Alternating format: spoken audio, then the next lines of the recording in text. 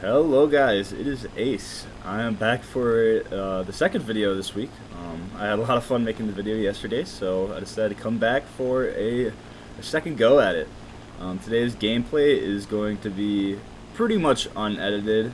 This is live commentary as I'm playing the game, so there's not too much room for screwing up, so I'll try my best to keep my commentary nice and fluid for you guys.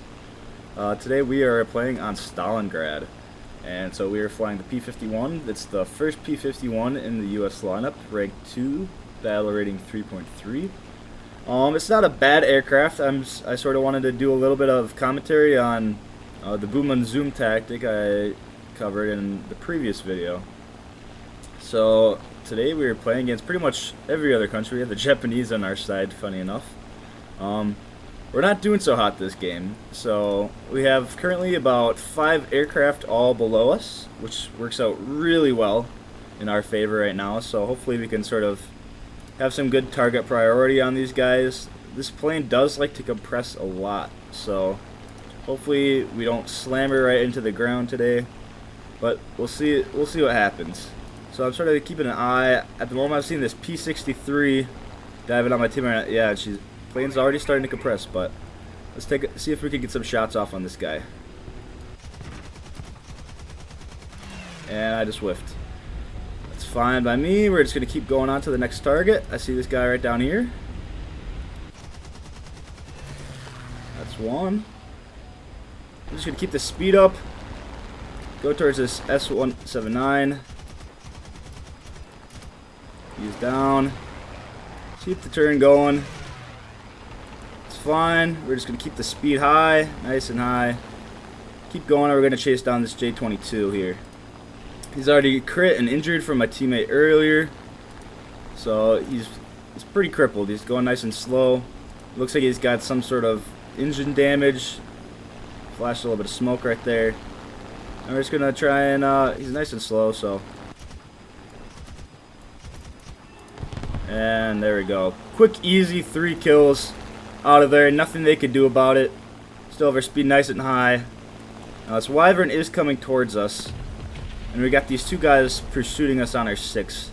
Now generally I don't recommend going for head-ons. This guy I does believe have 4 Hispanos, so we're just gonna give a quick peek at him. Quick burst. He fired first. We got a crit. We're just gonna try and avoid that at all costs. And we're going to try and get out of here. We got a PBJ in pursuit of us, so we're going to try and loop these guys around back towards him. He does have forward-facing cannons.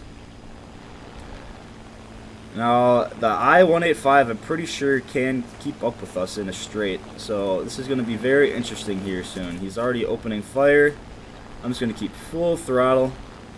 Again, trying to just get out of dodge. Let's see if this F6F can just sort of clean up behind us. I'm going to try and get him off as fast as possible. Nope, he's just going for the Wyvern. Let's see if he can still loop back around. Okay, he is. So we just got to play a little bit of hickey with this guy, sort of avoid his shots.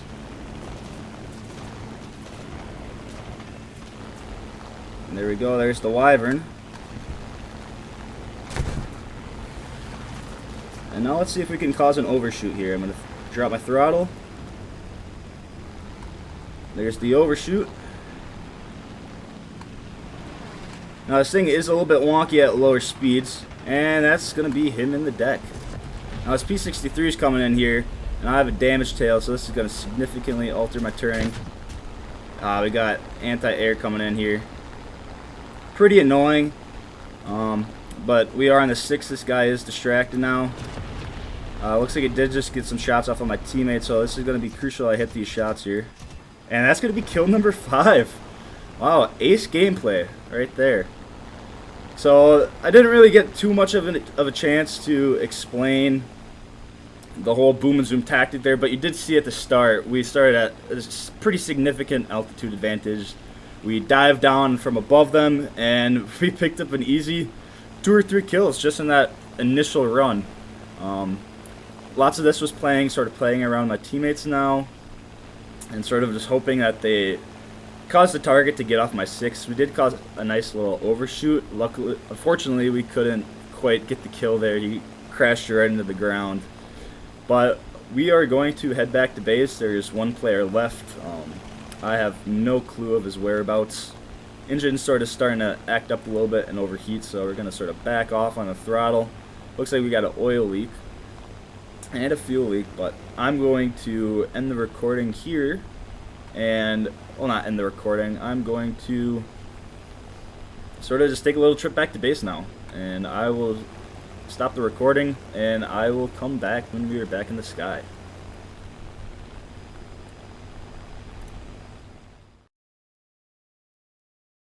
Alrighty, you guys, we are back in the sky. Now, this is going to be a voiceover. The enemy player ends up getting shot down by our friendly B-25 here, as you'll see. And that'll actually bring the game to a wrap. So, pretty good game. 5 kills, first place on the team. And I'm just going to keep leaving the results in the gameplay here. So, as you'll see coming in as soon as the screen loads, we had not too bad of earnings this game. We averaged at about roughly 8,700 research points and 35,000 server lines. So not too bad. We got our research points, and this plane wasn't fully spaded yet, but as you'll see coming up, we pretty much unlocked all of the research progress for this aircraft. Pretty much we had enough research points at the end to finish spading it. And so that'll be a spaded P51. Next, I'm just going to do a little snippet of diving more into depth of the boom and zoom tactic, just because I felt like that game we didn't really get too much opportunity to expand on the concept. So here we are in just the training map that you can do in free play once you unlock an aircraft. It's just a normal test fly. And so I'm going to sort of expand on the concept, testing on these AI down here. So the first concept I'm going to talk about is what's known as potential energy. The equation for this, if we want to get into the mathematics of it, is your potential energy equals m times g times h, where m is the mass, so in this case it would be the mass of our aircraft. G represents the Earth's gravity. So if we're in metric, that would be 9.8 meters per second squared. And h represents the height. Obviously, I have my height set to feet, but if we were to do this all in metric, it would be in meters. And so what this represents is the total amount of energy we have stored up from being at altitude. So as you can tell, since everything is multiplied by height, if we have more height on our opponent, we have more energy. And what this translates to is as we dive, we convert our potential energy into kinetic energy. The equation for kinetic energy is represented as 1/2 times m times v squared. So as we said, m represents our mass, which is the mass of our aircraft, and v represents the velocity. So as we convert our potential energy into kinetic energy, since our mass stays the same, that means our velocity has to go up. So since guys, I'm going to be on my phone for this recording, so you'll have to bear with me if the quality drops a little. I'm just going to be explaining why this situation happens where our potential energy converts into kinetic.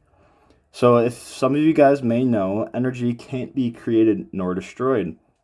So this gives us an interesting relationship where our kinetic energy is equal to our potential energy. So if we substitute our equations in, we have our 1/2 mv squared equals our m times g times h. And so what does this mean?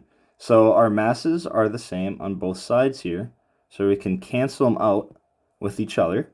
And now this gives us the relation 1/2 v squared equals g times h. And what we can do with that is, if we want to figure out what our velocity is going to be from how much height we have, is we bring all of this jazz over to be on the other side. So we bring the 1/2 over by multiplying by 2 on both sides. So this gives us v squared now equals 2 times g times h. And to get rid of this square root right here, we do a square root on both sides. And so this cancels out with the square root, and we get left with v equals the square root of 2 times g times h. And that will be our final equation to figure out how much velocity you can get from how much height we have. So since we have potential energy on these AI down here, as I turn over now and commence my dive, we're going to start seeing my potential energy, or my height, convert into speed, or kinetic energy. So I'm diving down, and we're going to do just a quick little burst. Just remember to lead your target, get a few shots, and bam. And so now we're going to take our kinetic energy, all that speed we built up, and we're now going to build it back into potential energy. As you can see, we're climbing at a pretty steep angle. We're at about 50-degree climb right now, pulling out of this dive. And all of that speed we just built up is now converted back to our potential energy. And I'll show you how repeatable this step is. Because now that we have all that energy back again, we just rinse and repeat. We roll over, and we come back down. And now all of that potential energy again is going to go right back to kinetic energy. And as you can tell, this tactic is very effective because the enemy that is beneath you obviously has less height than you. So what that means for him is he has less potential energy, which means he can't convert that energy into as much kinetic energy as we can. Now obviously this situation depends on what altitude your opponent is at and what their top dive speed is. Say if I was in a Japanese plane like the Zero, they have a lot lower dive speed than, say, a P51 or a Focke-Wulf 190. Now, if I was on a Focke-Wulf 190 being chased by a Zero trying to boom and zoom on me, it wouldn't be as effective for him because I would just be able to dive away because my top speed is higher. But that is essentially, in basic form, what the boom and zoom tactic does. It gives you an energy advantage, and you use that energy advantage to basically prey on your enemy. And it works, as long as you can hit your shots, it works pretty much 100% of the time. And even if you miss your shots, like, here's some more enemies down here. I'm going to start a dive on them. This obviously isn't from as high of an altitude, but we're going to commence our dive here. And you'll see that even if I whiff all my shots, say I shoot right in between these guys. So bam, shot right in between them. I missed. Now all I have to do is I just pull out from this dive. And we just use that speed to get away from them and put as much distance between us and their guns as possible if they decide to turn around. And if they do decide to chase us, they have less energy and they will probably stall out trying to get to you. So you'll likely be able to just turn back down, dive on top of them, and get a nice easy kill as they're stalling out. So I think that's going to be a wrap for today, guys. I hope you enjoyed, and cue the corny outro yet again.